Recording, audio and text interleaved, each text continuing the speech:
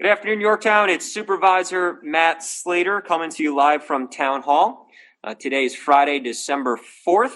I'm here joined by Derek Anderson, Executive Director of Northern Westchester Hospital. We're very excited to have him join us today and take time out of his very, very busy schedule. Before we start talking about Northern Westchester, just wanted to give a quick update on the numbers. Today we have, according to the statistics released by the Health Department, 30 new active cases in the town of Yorktown, bringing the total active caseload to 203. So we have now topped 200 active cases in our community. We were, before the holiday, hovering around 180. That number then dropped into about the 150, 157 range. And as a post-holiday, we were starting to see the numbers come in, and we've quickly climbed to top over 200 active cases in our community. As a reminder, active cases are not what we feel is a true barometer of the infection rate within the community. That infection rate by municipality and zip code has yet to be released, but we continue to advocate for it because we believe that's the true barometer for us to understand the community spread here in the town of Yorktown. We currently remain in a state of emergency. That state of emergency was reinstated a few weeks back by the town of Yorktown. As a reminder, we also are requiring masks to be worn in our parks, at our recreational facilities, and all town buildings, which is why not only as a reminder, but also in compliance with our own policy, I am wearing a mask today. And also, we have doubled the littering fine from $500 to $1,000, and that was done by executive order as part of our state of emergency, again, to deter people from discarding their used gloves and face masks in public places.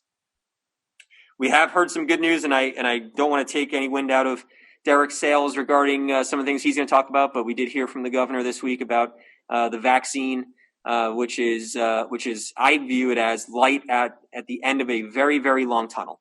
And the good news is, again, that the first 170,000 vials of vaccine we believe are going to be distributed here in New York State around December 15th. And so our partners on the state and county level are preparing to begin that distribution as it becomes available.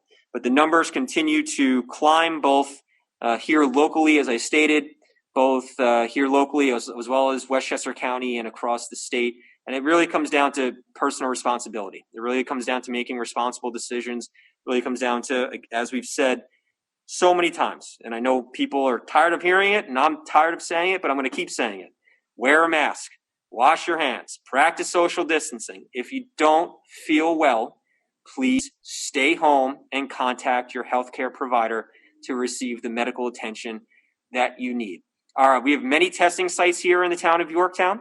I can tell you that the lines are quite long, so people are getting tested. That is a difference between now and the spring, is that we have a very large volume of testing capability within our community. So if you do feel that you need a test, or you've been contacted by the county's contact tracing team, please know that there are a number of areas here in Yorktown that you can go and get a COVID test. But I do want to bring in Derek Anderson, again, Executive Director of Northern Westchester Hospital. Derek, thanks so much for spending some time with us today. Yeah, Supervisor Slater, thank you for having us. And we're excited to kind of share some good developments, but also kind of a somber reminder of where we are at the hospital with COVID. But we're happy to share kind of everything we know at this point, even including the vaccine distribution. That'd be great. I know that, we heard a lot before you get into your presentation. If I could just ask you, we've heard a lot this week and last week from the governor about hospitalizations and mobilizing hospitals, mobilizing hospital networks. And I'm sure you're going to get into this with some of the things you're going to talk about. But if you could maybe give us a glimpse as to what that means for Northern Westchester Hospital and some of the actions that you have all been taking. Absolutely. So if I may, I'm going to go ahead and share my screen. Yep, you should be able to do so. Perfect. Great. So this gives, Matt, this gives your community, our community, a sense of where we've been in the last 2 weeks.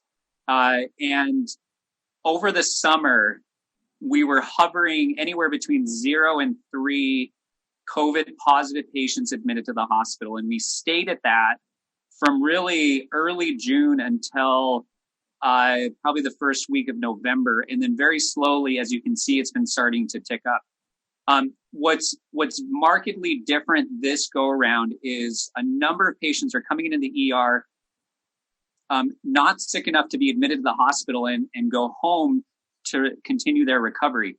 Of those admitted to the hospital, and this number, while the graph is daunting and 25 certainly is a high number, a couple of things contextually to keep in mind. At any given point, we have about 150 patients admitted to Northern Westchester Hospital. So in context of the larger whole, this represents a very small part of our patient population here at the hospital. The other point is, of the 25, only 3 of these patients are in the ICU currently, which is to say that our treatment protocols since the spring have advanced incredibly. And if you remember back in early March, February, this virus was very unknown to the medical community. And we've learned a lot. We've evolved. We've made some good investments. And really across not just Northern Westchester Hospital, but Northwell, across the region, in total, we've treated about 100,000 COVID patients. So our knowledge of this virus has advanced. And so the good news is every day we're having 3 or 4 or 5 patients going home who had been admitted a week or so before. And so the mortality rate is not as severe as the spring. The illness is just as fierce, but the medical team is doing an amazing job of preventing the care from escalating. And that's really what's helping some of these numbers. Otherwise, frankly, we would have been perhaps significantly more than this if the conditions were the same as the spring. So we're starting to see that uptick. And this number oscillates, of course. But again, we're seeing good discharges every day. And then unfortunately, the ER has been incredibly busy. And we appreciate the people and for you emphasizing the message in our communities to not delay healthcare. Unfortunately, we've seen a lot of very extreme situations where individuals will come into the hospital having had a heart attack 2 days before. We had an individual a few weeks ago who came in who had a stroke 3 days before. And because of maybe just a general fear of hospitals, it's preventing them from coming into our emergency and seeking care. And so really our primary message is urge people to please seek out care, including preventative care, because we did see an alarming drop in cancer diagnoses in the spring that ultimately need to catch up. So it's concerning from an overall public health standpoint. But rest assured, and we're going to go into this in just a moment, the hospital is taking a number of measures, just like all of our hospitals in our communities, to keep COVID contained and isolated from the rest of our patient population. Our operating rooms and our surgical entrance and exit and recovery, all these spaces are completely separate from any COVID patients. And if I may, I just want to share what our family of hospitals look like with Northwell. And you can see this number has been rising pretty dramatically. And this is as of this morning, we had about 665 patients in all of our hospitals. And for people who don't know, can you quantify or qualify for us when you say Northwell, this whole system? Yeah. Geographically, what does that mean? Yeah, absolutely. So this includes everything from Peconic Bay Medical Center in Riverhead out in eastern Long Island, to Manhattan, Lenox Hill Hospital, Staten Island University Hospital, everything in between, Phelps Hospital down in Tarrytown, and Northern Westchester Hospital. So it's 23 hospitals. In the spring, that's 664. At the peak of the pandemic in the spring was 3,500. Wow. So luckily we're a long way from that, but you can see the rate at this point is concerning. So most of our hospitals, including Northern Westchester Hospital, about a week ago, we activated our emergency operations center. We're actively managing this under an incident command structure. So we want to make sure that we're always a step ahead in centralizing that communication. That's great. That's great.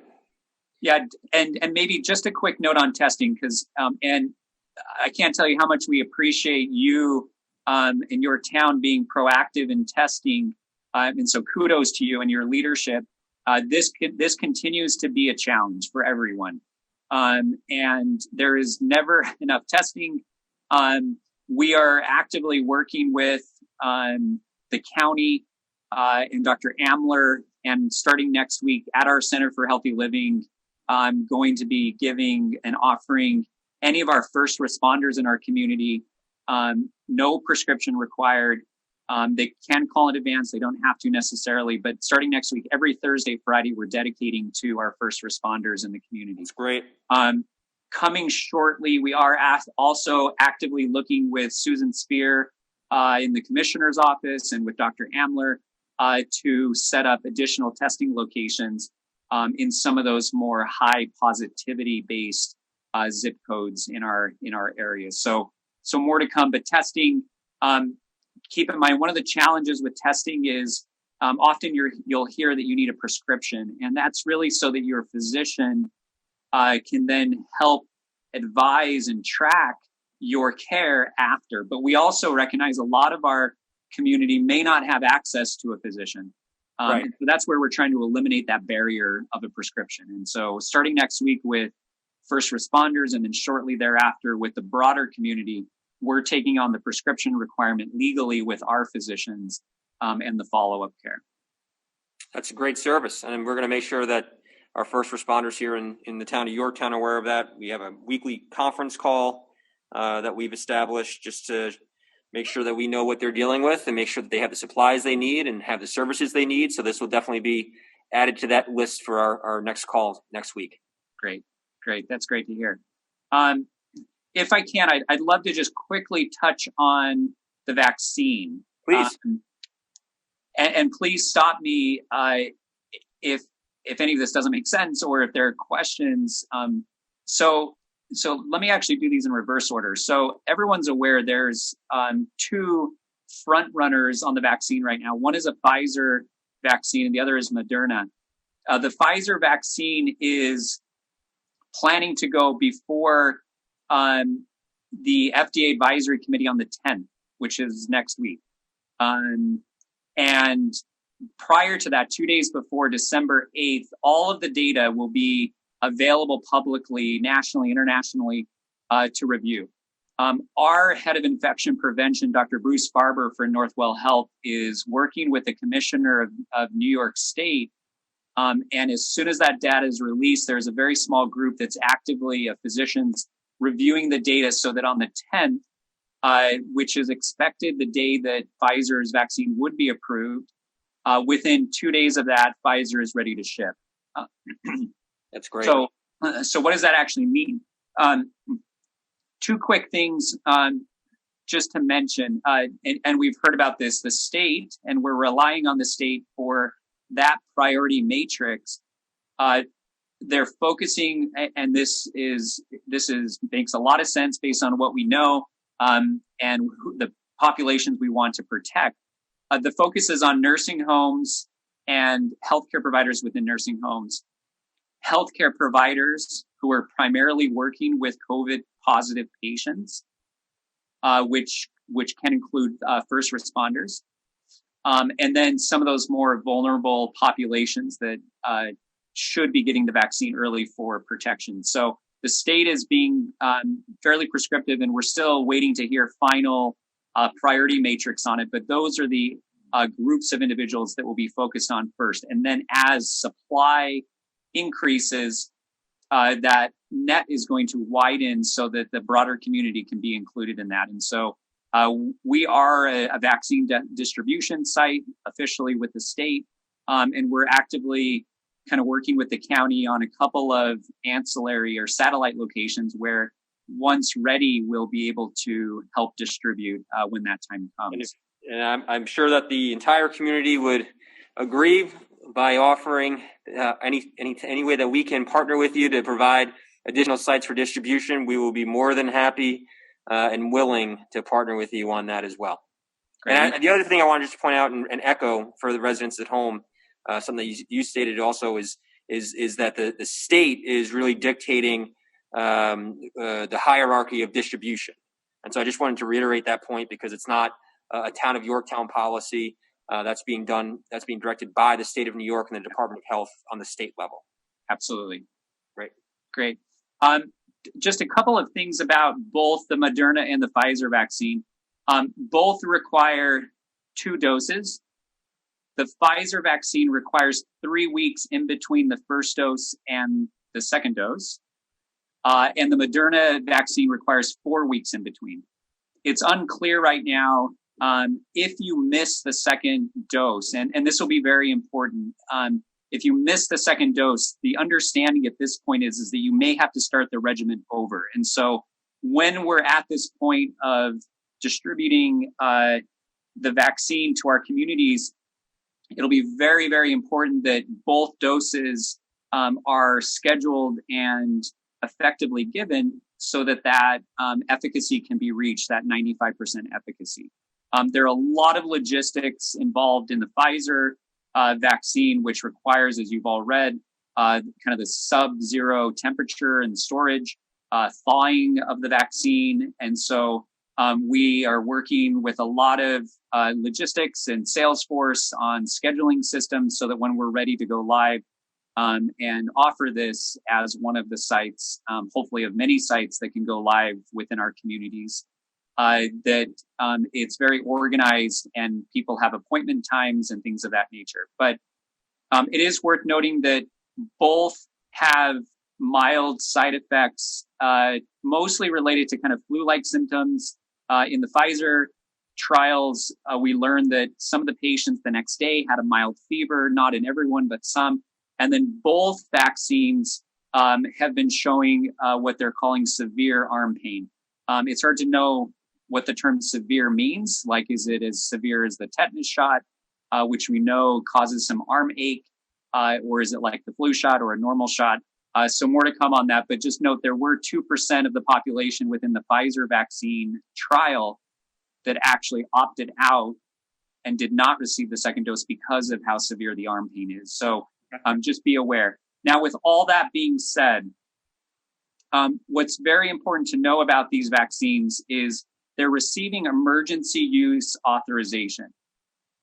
And what is that?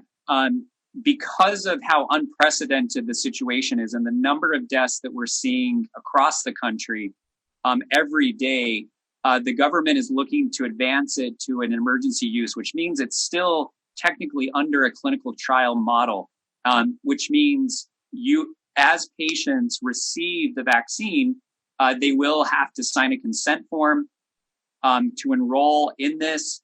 And then there is follow-up. And Pfizer will have to follow the patients in Moderna for, depending on the situation, for up to 6 months, and then show the data to get the final approval. There are 2 other vaccines that are in the pipeline right now that hopefully should come shortly after this, which is an AstraZeneca and a Johnson & Johnson. So there's 2 others beyond this, and we'll get more information out once we have more on that. These 2, the Pfizer and the Moderna, are almost identical in their design. So they're both mRNA. So it's not a question of, even though there's different storage requirements and it sounds more technical, both are identical design in concept. So they're both doing the same thing. So there is no concern of whether you get one or the other, if that makes sense. Now, Derek, it does make sense. The other question I had for you was, is Northwell, do you get to choose which one you're distributing, whether it's Pfizer or Moderna, or is that pre-selected by the state? So yes and no. Moderna is about a week behind Pfizer. So Pfizer is coming up next week with the FDA. Mm-hmm. If all goes well, within a few days, we're going to start to see, as you referenced, the 170,000 doses within the state. Mm-hmm. Moderna, if they get approved, it's about a week behind. And I don't think they've announced an FDA review date yet, but and it may have. I just may not be up to speed on it. So when they are at that point, the state is taking, and we will not select which one or the other. In fact, we endorse and support both. And once that data comes out and once the review is done and they're both approved for emergency use, Northwell as a whole, across what is about 1 million patient interactions a year, we are supporting both.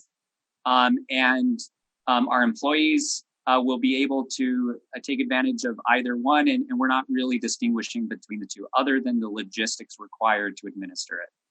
Now, when you say that Northwell is endorsing and supporting both, that is a direct result of Dr. Barber's review, and I'm sure you have other professionals within Northwell who've reviewed the data as well.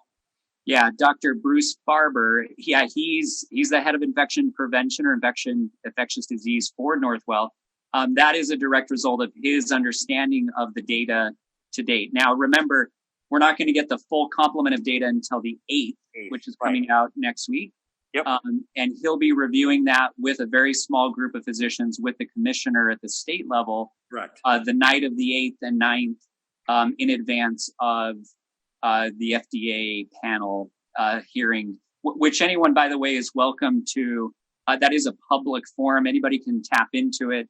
Not sure how exciting it'll be. It is a day-long, very rigorous, very technical-based hearing, but it is public. And then I guess we'll just anxiously wait for the result of that.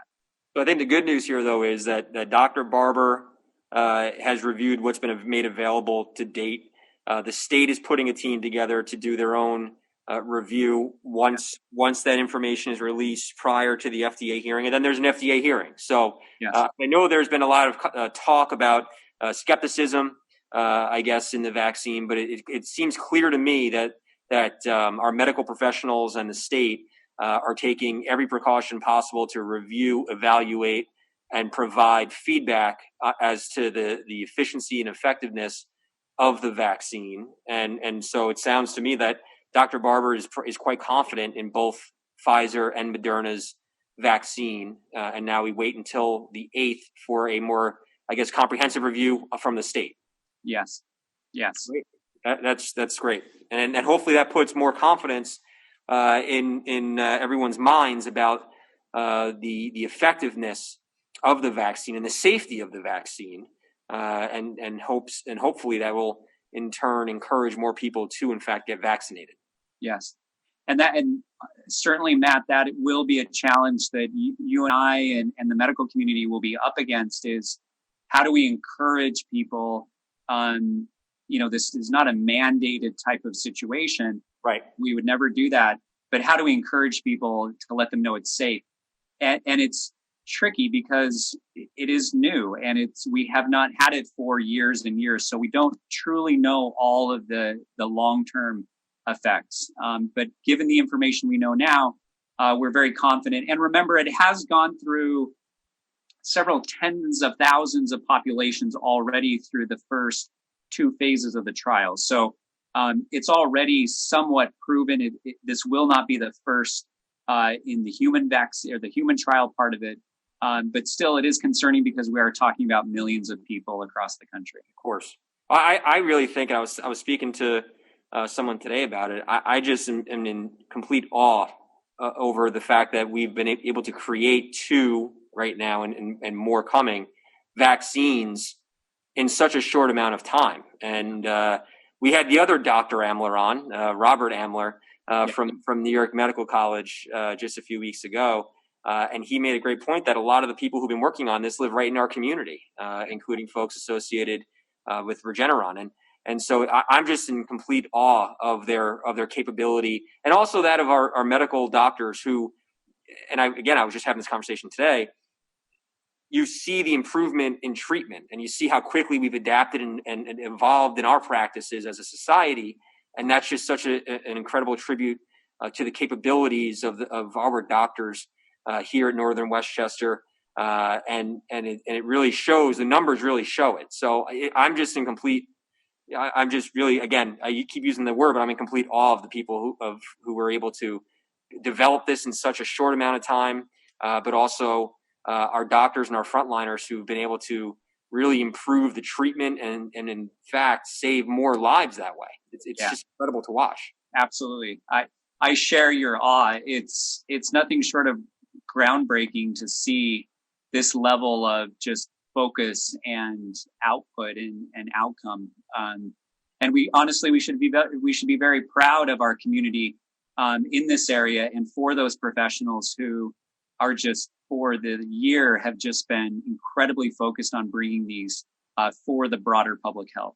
Couldn't agree with you more. And our hats are off to everyone involved. It's just incredible. So we're looking forward. And again, I offer any partnership that the town can provide to you and to Northern Westchester and Northwell. We're more than happy and willing to partner to help educate on the importance of the vaccine, and if we can even go a step further and help distribute in any way, obviously in a safe manner. Just know that partnership stands. Great, thank you. And we definitely are going to take you up on that. So I think as the week and weeks progress, every day we get new information. We're going to be in touch with how we can really make this happen so that we're bringing it to those who really need it. That's great. Awesome. Fantastic. Matt, the other thing, if I may, I'd love to mention a recent development, which officially is starting Monday here at Northern Westchester Hospital. And it's a little less known, but it's an incredible thing that we can offer the community. And we're one of very few sites in the state. So you may have heard of something called the monoclonal antibody therapy. Mm-hmm. This is a 1 hour infusion therapy of antibodies done on outpatients. So not individuals that are admitted to the hospital. Some of you may have seen for several months now, and we put this up early in the spring during the peak of COVID in preparation, a field hospital. Right. The field hospital has 40 hospital beds, state of the art. We wanted this community to have the same level of experience during COVID, whether there's a pandemic or not. And so our commitment to that field hospital, although it's a reminder of the pandemic, it for us stands as a beacon of preparation. With that being said, in the field hospital, we're designating 8 of those beds with recovery space starting on Monday morning. And we already have patients enrolled and scheduled. Starting Monday, we are offering the monoclonal antibody therapy. Wow. So we've broadcast this to our physician community. Already we've received a number of phone calls. It does fit a very specific population. And so we encourage you, if anybody has COVID, to seek out a physician or call the hospital. We can get you more information. But effectively, this is a therapy that once you fit the criteria, and there's a lot of criteria, so I don't want to have to kind of waste the time here with you. But if you fit the criteria, and you have to be an outpatient, so you can't be sick enough to be admitted to the hospital. You have to be within a certain number of days of symptoms, COVID positive, and then a number of other things. We have one phone number for all of Northwell. You call that phone number, a physician reviews your symptoms with you, walks you through the process. And then if you fit the criteria and you're willing, we hand you off to a clinical team that'll schedule you for the therapy. Patients that receive this therapy, it is a highly effective way of preventing an admission to the hospital. So it's new. This is the Eli Lilly product, if you've read about it. And so I just want to mention that because it is a great, we're grateful that we have the opportunity to offer this to our community. And officially we're starting Monday, and we already have patients scheduled, which is exciting. So just, I want to put it out there. You do have to have a physician referral because there is a touch point with your physician. But if you can help us spread that word, it is just another step to keep individuals from progressing to a hospital. Yeah, that's great. And if you can provide what that any information on Monday when you open that up, we'll definitely share it with our community. And of course, we can reach out to using our friends at the Chamber of Commerce and the YSBA, reaching out to our medical providers as well. who are here locally and make sure they're aware of it as well. Excellent. Excellent. So, Matt, I don't know if we have any time, but I'd love to spend 2 minutes on the cath lab. If you Yeah, please. Absolutely. Just to completely pivot and shift gears to, despite COVID, we're continuing to invest heavily into this community. We're excited. In September, we officially opened a cardiac catheterization lab, which is, let me just show you this picture, which is 2 of these beautiful labs. This is 24/7 advanced cardiac care. So anyone having an active heart attack, anyone needing really any comprehensive care for the heart, we're now proud to say that we offer it here at Northern Westchester Hospital. And this is a benefit to our entire area and community. To date, just in the last couple of months, we're closing in on close to 400 patients have now benefited from this lab just in a couple of months, which also speaks to the number of patients that need this type of care close to home. What's exciting is we have an incredible lineup of well-trained physicians. Dr. Reimers on the far left is the director of the lab. Dr. Reimers and Dr. Singh come from Lenox Hill Hospital, which was the first center in the United States to do certain parts of angioplasty. So it's incredible to have them. Lenox Hill Hospital is a part of the Northwell family. So that's our sister hospital. And the process between the 2 hospitals is so seamless.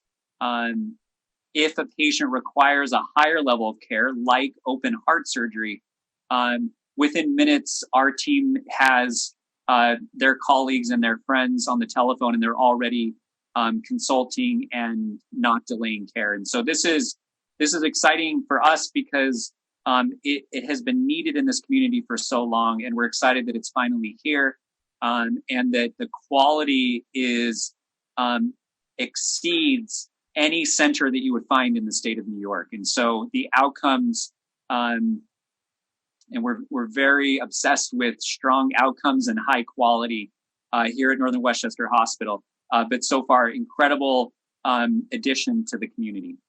And that's a great reminder for everyone, again, as we stated earlier, to make sure that you're continuing to get your annual checkups taken care of. I think, and I don't know if you want to expand on this, but the hospitals are probably safer now than they have ever been because of all the precautions that you're taking that are COVID related. So people should not be afraid to go to the hospital or go to see their doctors. In fact, they really need to, because if you postpone those annual checkups, again, you referenced cancer before, you could be postponing something quite significant that in turn can be life-threatening. So it's just really important to continue. And I think we said this before, it's a lot easier to stay healthy than get healthy. And so if you have to continue to seek out your medical providers and don't be deterred by the current situation, because our hospitals are going above and beyond to make sure that everyone is safe when they enter their facilities. Yeah, thank you. I appreciate that. Thank you. And so as you mentioned, in healthcare, we call that an ounce of prevention is worth a pound of care. And so as we think about everything we're doing here at Northern Westchester Hospital, every individual is screened upon coming in. We have cameras that are automatically thermal cameras detecting very accurately temperatures. None of these are a catch-all for everything, but it's just extra layers of safety as you're coming in. Every patient admitted to the hospital is tested for COVID, whether they have symptoms or not. Because believe it or not, as you all know, there are patients or individuals who have no symptoms, or we call that asymptomatic, who are in the community and don't know they have COVID, and they might be a vector or they might be passing it along to someone else. So every patient is tested. Every mother who delivers at Northern Westchester Hospital, and I will just say, if I can make a note, since March, we've delivered over 1,000 babies at Northern Westchester Hospital. So despite the pandemic, there is beauty in healthcare, and that comes in the form of new families experiencing births. My assistant's son is one of those 1,000. So excellent. Congratulations to them. Hope they're doing well. They're doing great. Excellent. So very strict cleaning protocols. Every mother coming in in labor does get tested. We find out within about an hour whether they're COVID positive. We test their partner or their support person as well. Luckily, we were one of the only hospitals in the tri-state region that allowed a support person during COVID into the hospital to be with them. As a father of 4 myself, and my wife also, coincidentally, we had a child. Bennett was born. He's one of those 1,000 also. He was born in May. And thank you. Every mother is tested. Every partner is tested. Every patient having surgery is tested in advance, so that we're trying to eliminate any possibility of somebody who may not know it coming into the hospital. Now, I will say that starting in about a week, we are going to start to limit visitation in some areas, and that's purely out of safety. Mm-hmm. Starting in some of our surgical areas, we've been lucky, and perhaps, not lucky, because the community's been so good about social distancing and mask and hand washing. But we've been in a position for several months where the positivity rate is so low. Now that that's creeping up, we are going to be suspending visitation next week for surgery. And that's really just out of the patient safety. We will do our best and go above and beyond to try and communicate with families more, knowing they won't be there with their loved ones. But that's really to protect and keep those patients coming in as safe as possible. And that's what I mean by COVID contained, is the 25 COVID patients are tucked away on a unit by themselves. One of the advantages we have at Northern Westchester Hospital is every patient room, including our emergency department, every room is private. So there is no sharing of patient rooms in the inpatient hospital. So knowing we're testing, we are obsessed with cleaning.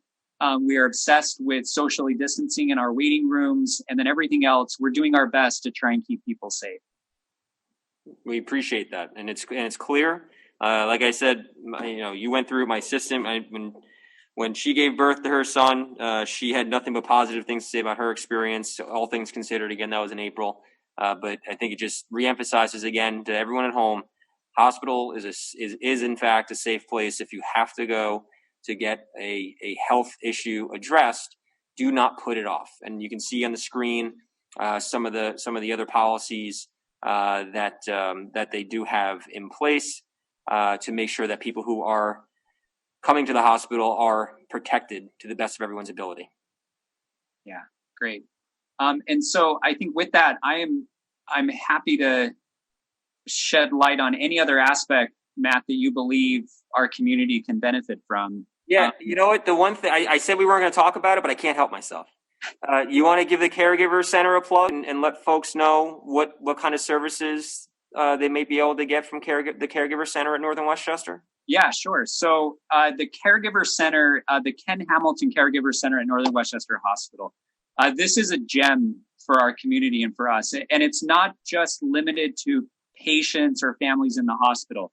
This is a community resource. In fact, every day we get patients or families coming in seeking resources and help and guidance. So what is the Caregiver Center?